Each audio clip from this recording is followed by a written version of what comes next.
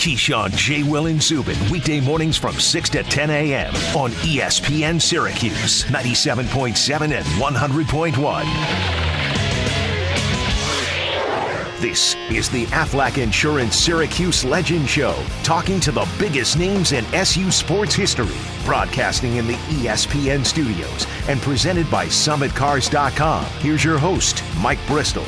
All right, on the Syracuse Legend Show, we're going to kick things off with the talented Benny Williams, freshman out of Maryland, playing for the Hoop team, the Coach Boeheim. Benny, how are you?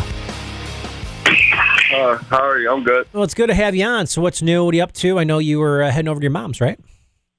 Yep. I'm at my mom's right now, spending time with her and my grandmother. So you're getting some training in. I know your dad shot me a picture of the shooting and working and the machine and everything. Tell me about the shooting touch and how things are going. We've been working on it all summer with Coach Red and Coach D. Nick, just fixing a little bit of things in my shot to make it more consistent so that I'm able to shoot more on the court and shoot a deeper range, especially that college three coming from high school. People don't think it's a big change, but it's a big change. Tell me about that year at IMG Academy in Florida, the success. Talk a little bit about IMG. IMG was great. It was a great experience. Because of COVID, I went there. I definitely saw improvement in my game, learning NBA terms. I gained about 20 pounds there. The weight program was great. The balanced meals that they had in the cafeteria for us, everything was just great, honestly. You know, less than 2 months until practices are underway. Where are you now in terms of preparations for the season? How do you feel? So I just left for break last Friday, and we were doing individual workouts, and then we had practice 2 days a week. But I think when we go back, we're going to start practicing every day. While I'm home, I'm just focusing on getting in game shape so I can run for a long period of time, and just keep working on my shot, honestly, just tightening some things up. You know, how would you describe playing with the team now, getting up and down a little bit? How does everybody look? How do you guys feel together? Oh, it's great. I think our chemistry is really coming along, especially working in that zone. I think we're definitely improving from the first day that we started. Yeah, I mean, it's pretty cool for me just seeing players like Joe and Buddy last year playing in the tournament, and then now getting to play on the floor with them every day is pretty cool for me. Yeah, and dunking on them, right? Yeah. You talk any trash after? I hope you do. I hope you do a little bit. Oh, no, it's a lot of trash talk in practice, of course. It's just competition, though. No, I know. That's what makes it fun. That's why you guys are competitive. That's why you guys are on a team. You're supposed to win. You work together. You know, playing with guys like Joe. I mean, Joe's a terrific guy, great guard. You got, obviously, Buddy and Jimmy, Cole.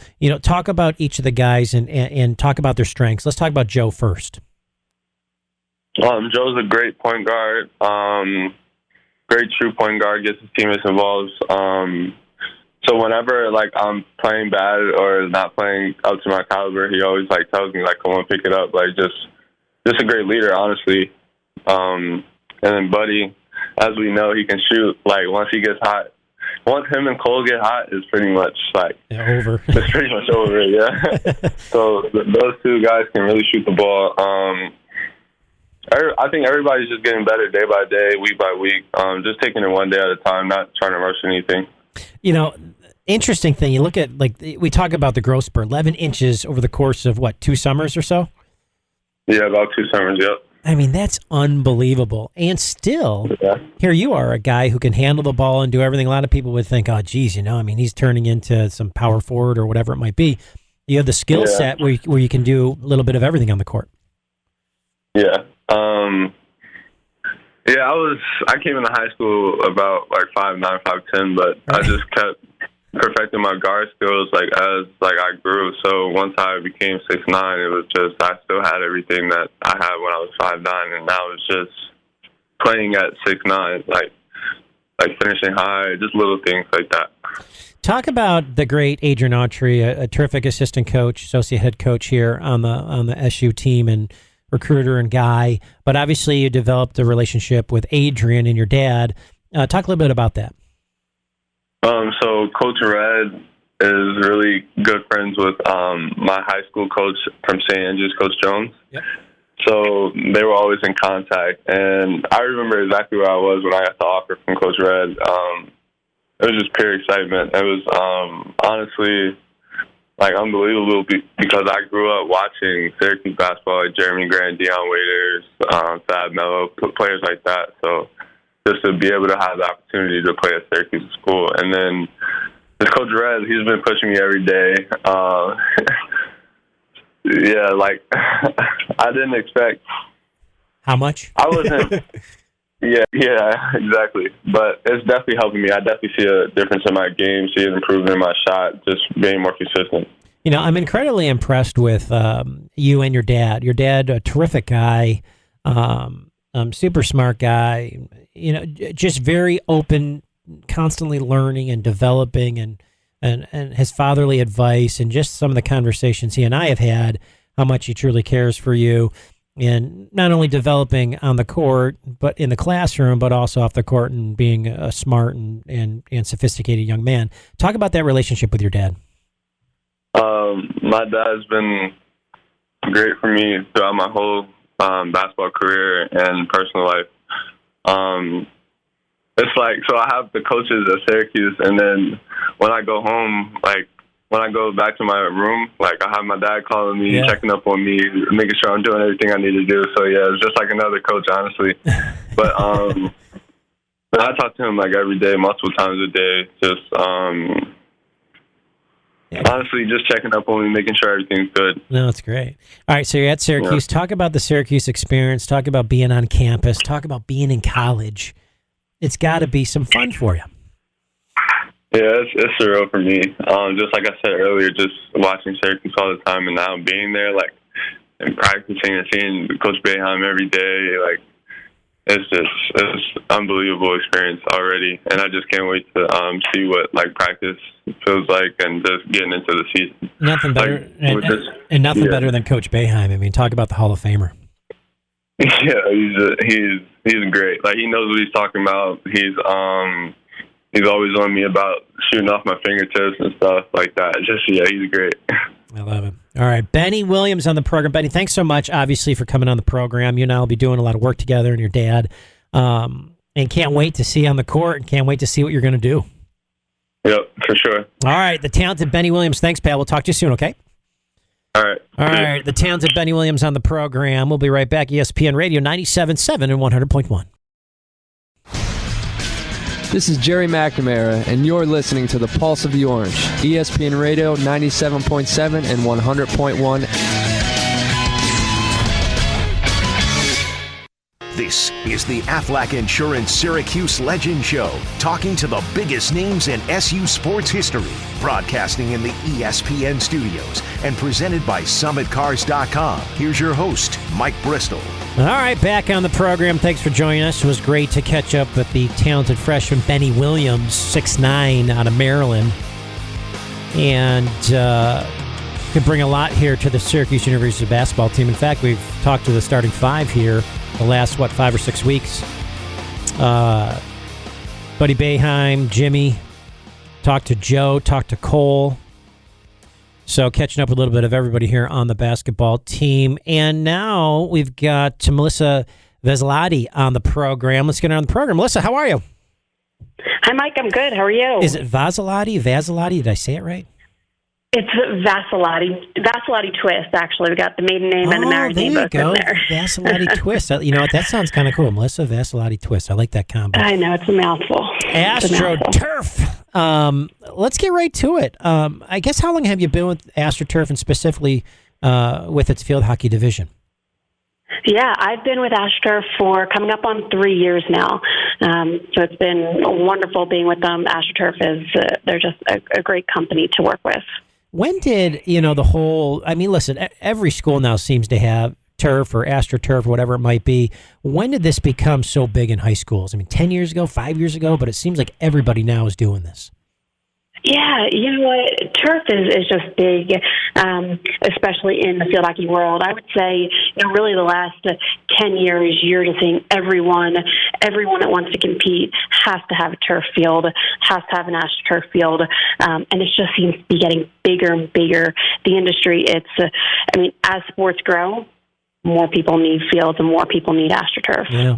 To all who might be unfamiliar with it, actually, I shouldn't say it. I want to talk about this for a second. Let's talk about AstroTurf in terms of the sport that you played. And was it the best thing for the sport? Skills, no bad bounces here deciding games. Talk about how it added to field hockey. Well, yeah. Turf really changed the game for the sport of field hockey. Back in the day, the sport of field hockey was played on natural grass. And with natural grass, every field is different, and you weren't getting the consistency that you need for field hockey. So bringing synthetic turf into the field hockey world completely changed the game. It changed the fluidity of the game, the speed of the game. It's just completely revolutionized it. Now when you have an AstroTurf field, you're getting the consistency of your turf field. You're getting the firmness underfoot, and really, it's just the speed of the game has completely changed when you go from natural grass to synthetic turf. Melissa Vasilazzi Twist here on the program. On the women's side, I know Olympics around 1980, field hockey was added. Holland won 3 of the last 4 gold medals. Talk about how they win and how good that team is and how they win each time. Yeah, actually, AstroTurf back for the Montreal Olympics in 1976 was the first time that field hockey was in the Olympics, and that was an AstroTurf surface there. And so we've seen the Olympics is huge for field hockey, and our U.S. national team is constantly striving to get better and make it into the Olympics. I know they're working hard now, training for the Paris 2024 Olympics to make sure that they're present in those Olympic Games. I've looked at a lot of your guys' work and been able to see the fields and toss a football in the fields or kick the soccer ball or things like that. It's unbelievable. Talk a little bit about the installation, what makes a good surface, and why the AstroTurf is so important. Yeah, the installing a field hockey field is completely different than installing a football field or a soccer turf field. The experience and knowledge required to install a hockey-specific turf is totally different. The tolerances that are required for a field hockey field are extremely tight. It's 1/8 of an inch over a 10-foot radius, which is really hard for a lot of people to be able to meet those tolerances. So AstroTurf has that experience for 50-plus years of building hockey-specific fields. With that experience, we're able to get the consistency of the ball roll and the consistency of the field, the firmness of the underfoot for the field hockey surface. And really all those attributes come together to create an elite level hockey surface. So when an athlete's they're running out on their AstroTurf field, they know exactly the type of footing and the speed of the ball that they're going to get on our surface. What I thought was interesting, too, is reading some of your information. Even though it's an artificial surface, the field gets watered before games. Why is that done? Yeah, and we always get asked that question, why are we watering a synthetic turf? When you're throwing water on, and you're going to hear my Philly accent coming out with the water, when you're watering a field hockey field, it is enhancing the speed of the ball. And if you've ever seen a hockey game, it's fast and fluid. And so the faster that field is, the better it is for the athletes, the better it is for the fans to watch a fast game. In addition, when you throw water onto a field, you're reducing the ball bounce. The last thing hockey players want is a bouncy field. So for us, putting water in the field reduces that ball bounce and is going to play a little bit truer for hockey players. What's the latest innovation here for playing surfaces that we'll be hearing about in the years to come with your company? Yeah, so while AstroTurf has the history of having these elite hockey surfaces, we also have the history of creating multi-sport facilities, so multi-use fields that you can play football on, you can play soccer, you can play lacrosse on.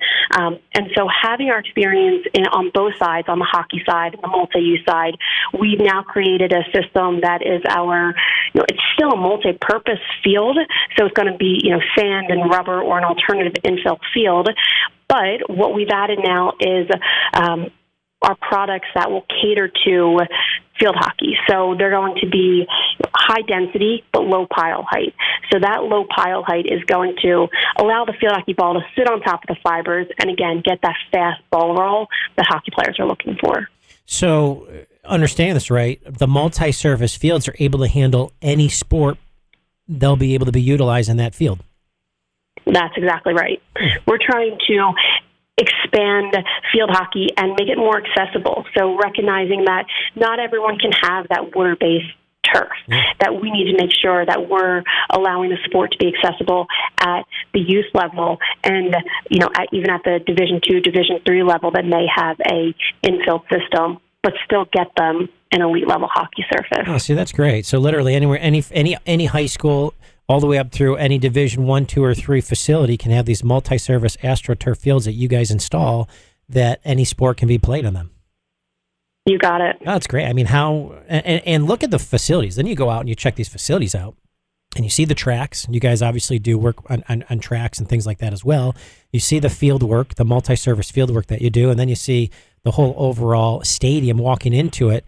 These facilities are all unbelievably professional and just are beautiful places to go and play for these kids, whether it's, like I said, through the high schools and junior highs and whomever, to enjoy them all the way up through the most competitive Division I and professional levels. It's just truly incredible. So you guys do an unbelievable job. How can people reach you and how can people check out your products? Sure. People can reach us on astroturf.com, so www.astroturf.com. And you'll be able to find all of our contact information. Reach out to Melissa Vasilati-Twist.